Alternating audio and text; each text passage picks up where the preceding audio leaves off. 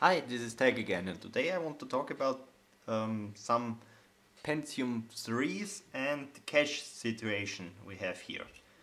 Now, about a year ago or so, I found out that completely removing the cache chips and the controller chip gained you an increase in clocks in FSB and core clock does. But that is just for valid. You're going to lose a whole bunch of performance if you don't have any cache in your CPU whatsoever. So today I want to try something else. This is a, let's zoom in. Now this is not the exact chip we're going to use for my little experiment. This is a Pentium III 500 MHz. One of the earlier ones with the external cache modules.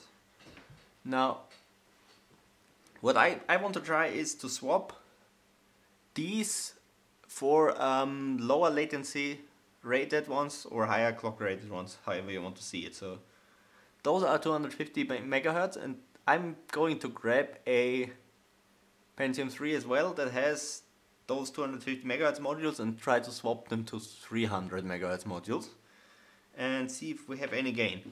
I already tried that over a year ago on this one here. It's a 450. This one here failed. This one doesn't detect the cache whatsoever. So just keep that in mind. I'm going to go over to the bench and show you how our example chip is behaving with and without cache. So you can see that the cache is our limiting factor. Be right back. Okay, here we are. Let's turn on this thing and show you what I'm running.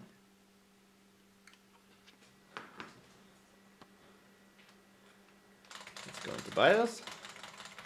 Now, as you can see, PCI clock jumped up, so we're definitely running an overclock already. Post screen says 650. If I go into BIOS, you can see we are running, ignore the multiplier, that's completely wrong, that's X5. Sell it properly, I guess. We are running 130 times 5 at 2.3 volts, which is about 2.36 with the volt mod. And that's the wrong one. We have level 2 cache enabled. Let's see, and let's try to boot.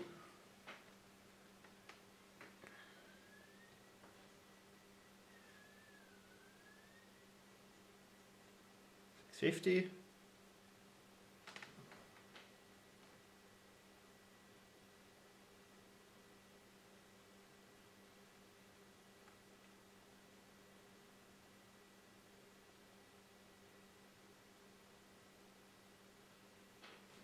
It just rebooted. Like straight up crash, not even blue screen. So let's go into BIOS and see what happens if we disable the cache. If the CPU now boots, then the cache is the limiting factor and we are good to go to test our theory on this chip.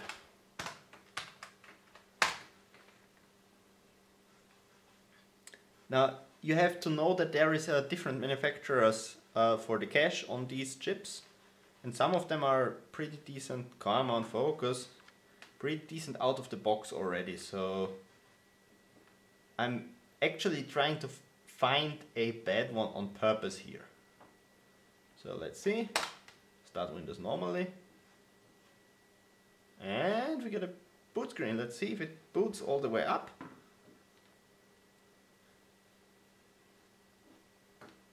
Looking good. Let me switch hands with this camera so I can use the mouse. Looks fine. Now let's open CPU-Z. Check if our cache is disabled. After this I'm also going to do a boot at stock just to see if the cache is working properly on the CPU. Because I'm not sure, this is a reject I found in basically a trash bin. So it was just marked as doesn't boot 135 FSB. Camera on CPU-Z. There we are, no L2 cache. But you can see we're running 653 MHz. Very nice. So let's reboot with cache and stock settings and see if the cache on the CPU works at all.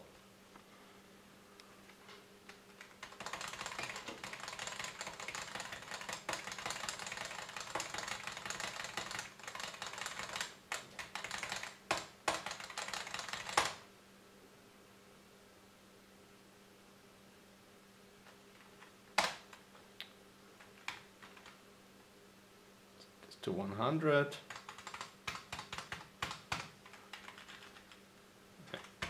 If we core up there, I guess shouldn't hurt. So enable our cache and try to boot. Now this should jump to 33 MHz now. Yes, very nice. Running stock. This PCI clock thing is really nice for seeing if something applied or not.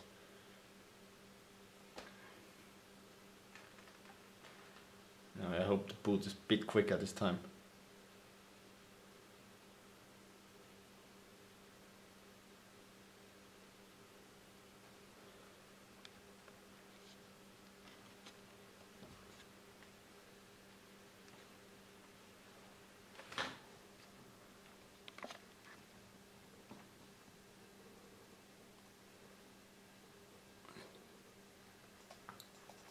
Let's open. If the cache works, yes, it opens right away. So our cache definitely works, I can already tell. Yes, 512 kilobytes of L3 cache. So that's the system as it is now. Let's cut back to the bench and I'm going to start messing with the CPU. Okay, so here we are. This is our little Pentium III. Let's remove the heatsink.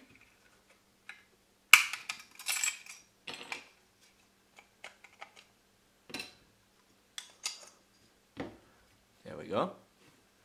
It says less than 135, so one of my rejects. Let's quickly clean this thermal paste here. Okay. Now, again, PIII 500. Let's zoom in a bit more. So you can see the manufacturer. These are Toshiba 250 is the last digits you say. 250 MHz cache chips. Now what I'm going to try to use to replace these is these two. Those are Mitsubishi 300 MHz cache chips. Let's see if we can remove the captain table here. Now I salvaged these from some other CPU quite a while ago. Yeah. Looks like your regular old cache chip. Yeah. Now I just have to make sure that the orientation is correct. So I'm going to reference a this, yes, writing, so you can read. Now my idea here is basically to replace one of them first. So let me zoom out a bit. I'm going to just turn on the hot air now. So I'm going to put a quick cut here because that thing beeps loud as hell and I don't want to annoy you with that. Okay, hot air is on now, so it's only going to beep once. The first thing I'm going to do is take some Kapton tape. Again, this is a bit of a shot in the dark because I have never successfully done this before, so if this works it's going to be amazing. Anyways, I'm going to try to remove the bottom chip first. First I'm going to do a bit of a preheat of the PCB, just blast it from the back until it gets hot enough that you can't hold it anymore. Makes things easier.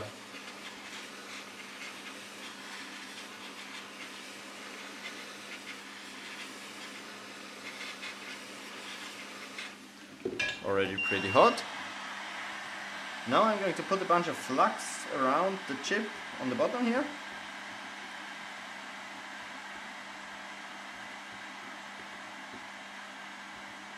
And again, I think I will be putting some random cuts in the rest of the video, just so it doesn't feel too long if I take longer for something. So let's just heat this up, facing away from the CPU.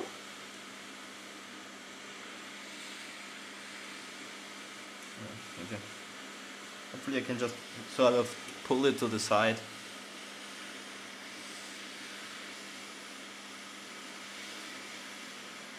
Again, it's probably not good to heat them up from the top so much, but it's not like we're going to use this one, so it should be fine. There we go. Chip is gone. Now I think I will give these pads a quick once over.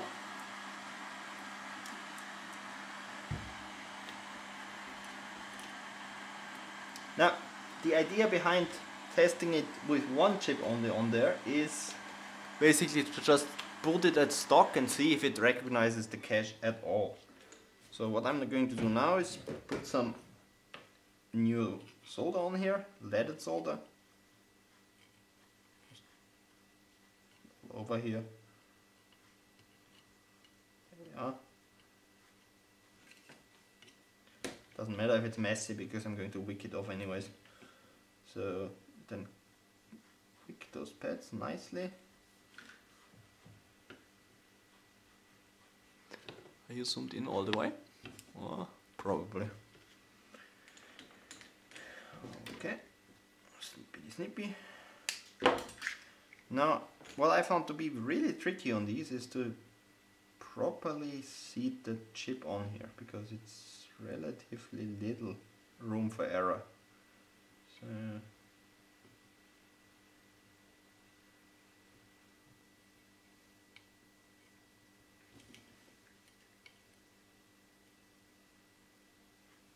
wick these pads at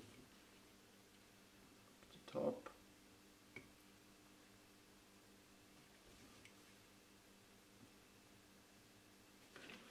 Let me have a quick look. This looks very good, no shorts, no ugliness. Okay, so let's take one of our 300 megahertz chips right here.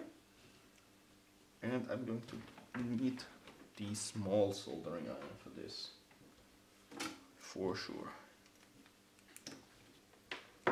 Now my idea is to basically place it on here in a way that it sticks because of all the flux residue we have on here, and sticks in a way where it's aligned properly. I'm not sure if I'm going to manage that. I'm sure going to try. Then I'm going to solder on opposing corners of the chip, which should stabilize it.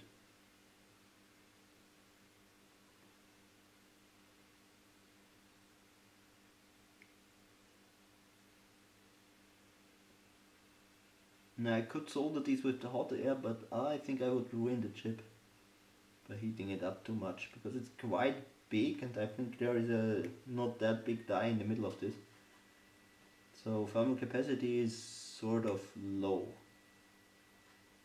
That would probably just melt the epoxy casing. Anyways, this looks pretty good. So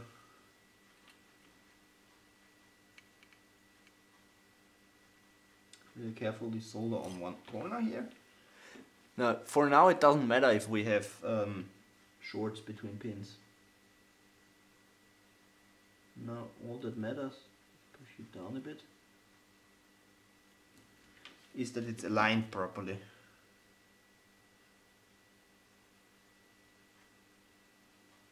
Which it seems to be to me. Man, I really need a microscope. Anyways, I'm just going to go over the sides now. You are zoomed in all the way, okay? I'm going to just smear some solder on here and then throw a bunch of flux on here and go over the whole side with the big iron. It's usually how this works.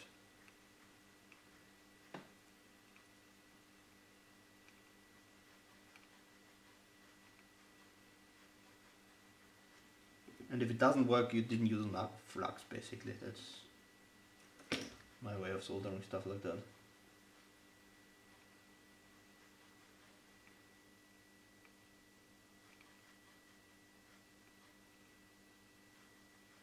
Okay.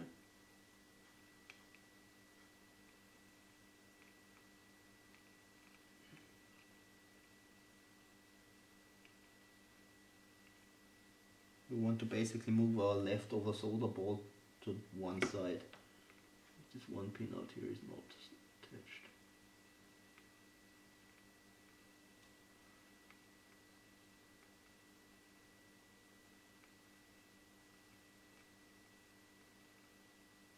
Now we got our leftover solder ball. There's still a bridge here. Yes, that's gone now as well. Very nice. I need some rather thin wick. Just wick up. Keep forgetting how far up my workbench this camera is focused on. Well, hope it didn't pull the CPU out of frame there. Let's just sort of wick it up.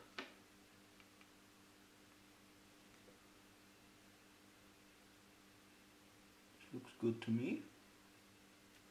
Flip it around to the other side. Now let's get a toothbrush, some contact cleaner.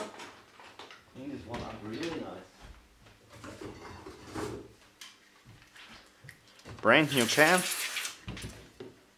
Nice and powerful.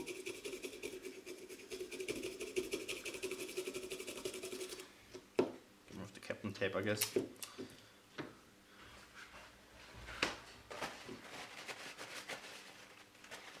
There's a ton of flux on here, I can tell you. Let's zoom out a bit.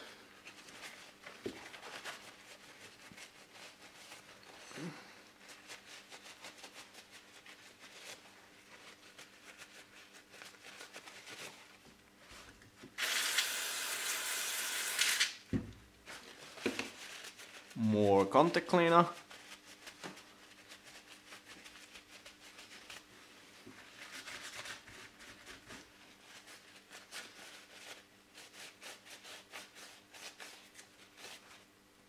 And there we are.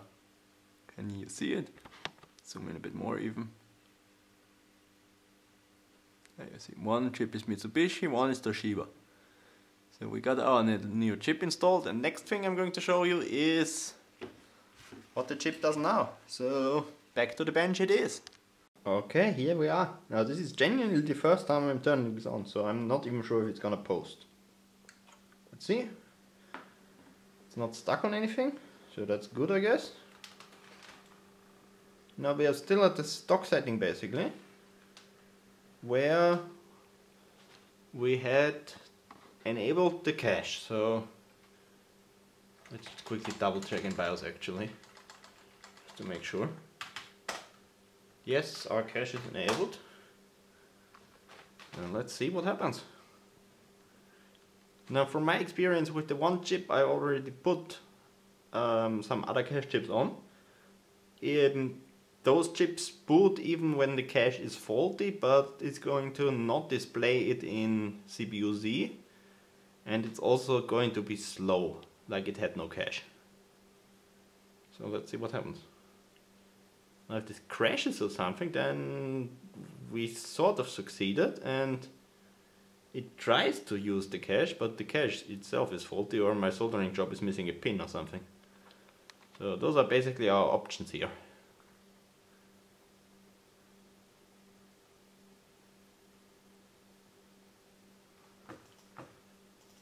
Let's open it up. It goes straight to 5%, so I think our cache is actually working. Let's see. Yes, indeed it is. We have cache. Now time for the second chip. See you back at the bench. Now this time I'm going to just basically skip over the soldering process, I guess. So anyways, I will decide when I'm back. I'm back with the chip, and same story as usual. Get off the cooler.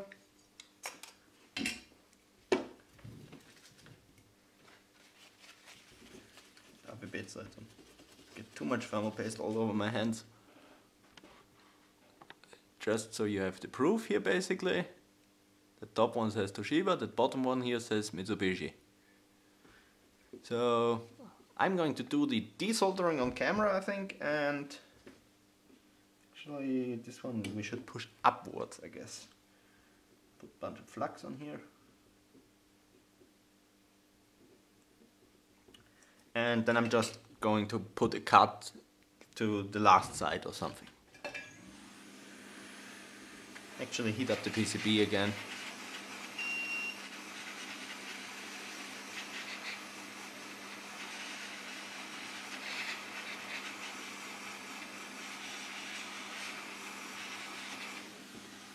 Okay, there we are. Let's be really careful to blow away from the CPU and from our good cache chip. Again, if we overheat the one we're removing, it doesn't matter, but if you overheat the good one, we have a problem.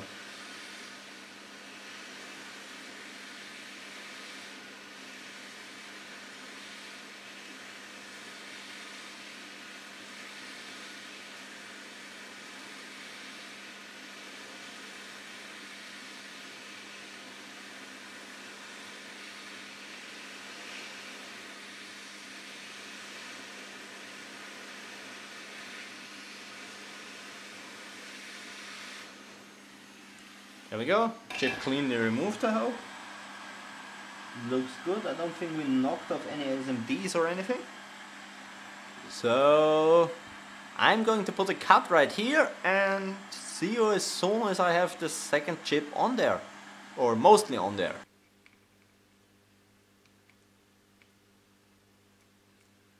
Really annoying, I tell you. Okay, that's one gone. Second one, there's simply too much solder, I guess. Let's see.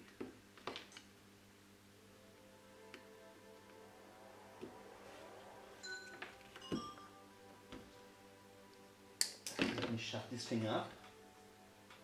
Apparently decided to finish installing Windows right now. Perfect.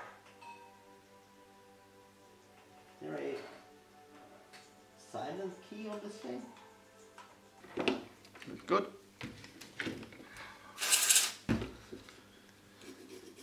Another round of cleaning then. This time maybe not interrupted by a laptop that just got finished setting up Windows XP.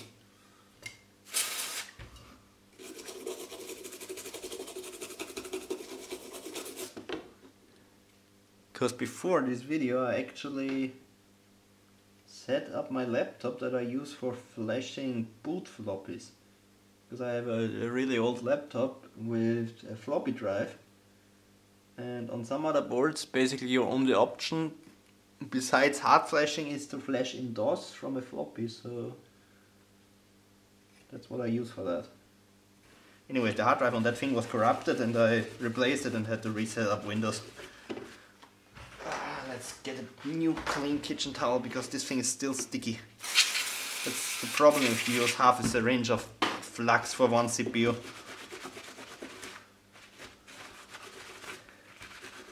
Pretty sure Louis Rossmann would be proud of me.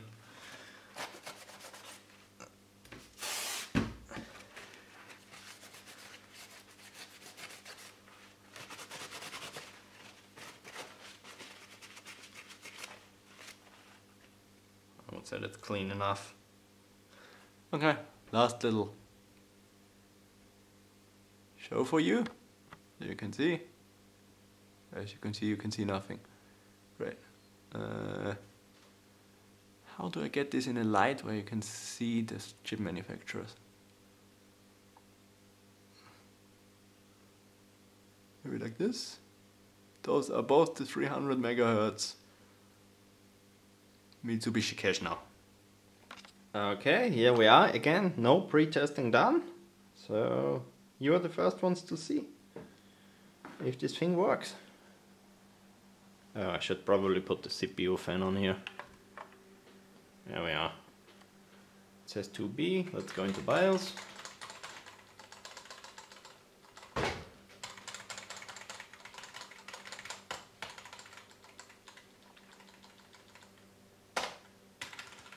100, okay. We got our cache enabled. Let's boot up and see what happens.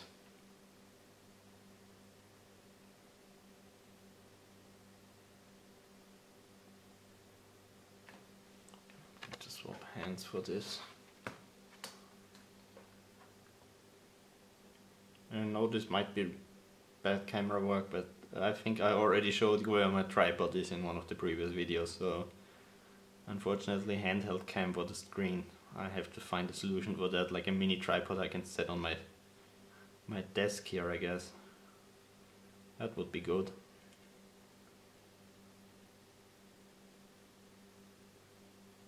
Let's see.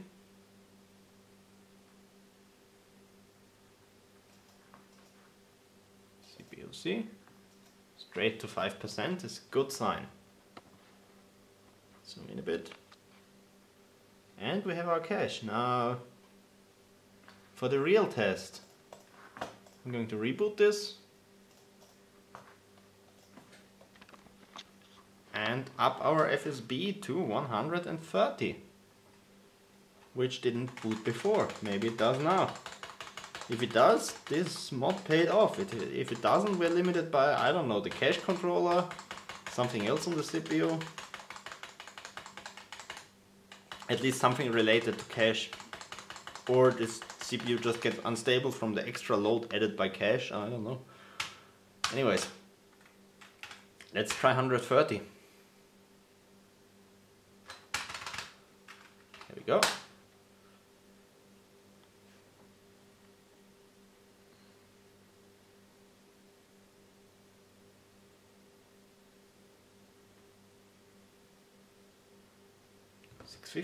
Now the cache is running at half CPU core clock on these chips, so our cache is rated for 300 MHz, but we are running it at 325, which still should be in tolerance. So it seems to do something more than before. It didn't instantly crash, at least. Now let's see if our cache dropped out. Oh, it crashed. Great. Anyways, this crash is still an improvement over the previous. So let's reset. I'm going to change some BIOS settings. Really hate how this monitor goes out of focus every time it goes black. So annoying.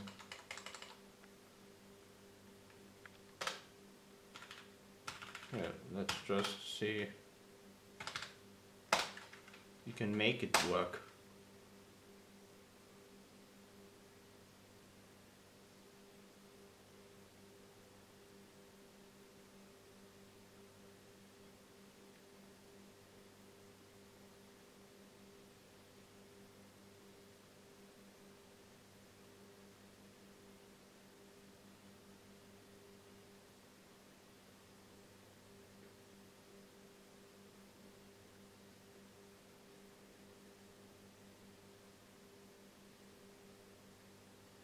Let's see if this did anything.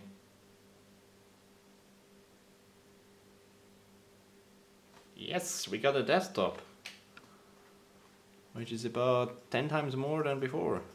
Still kind of disappointed, but at least the cache didn't drop out. There we are. Now my bet is that as soon as I start something like SuperPi, it's going to go crash and buy. To SuperPi 1M. That is the annoying laptop again. We got an initial value.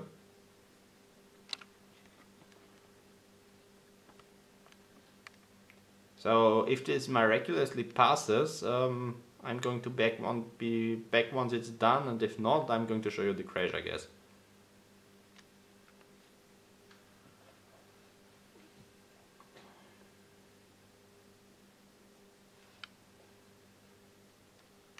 Well, that didn't last long. I think we got to loop 5 or something. So let's reset it again.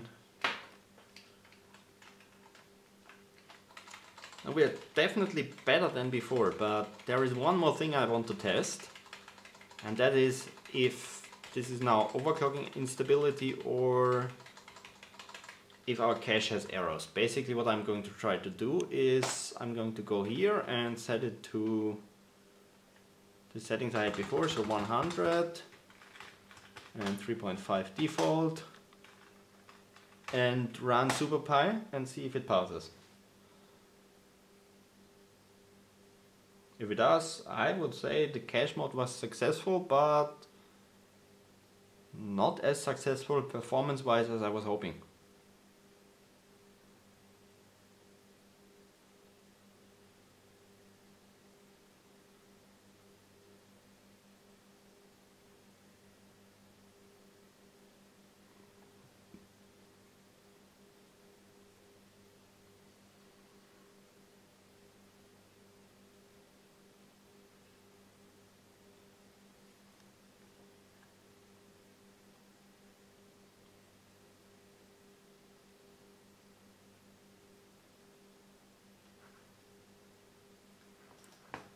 Okay, let's get us a CPU Z.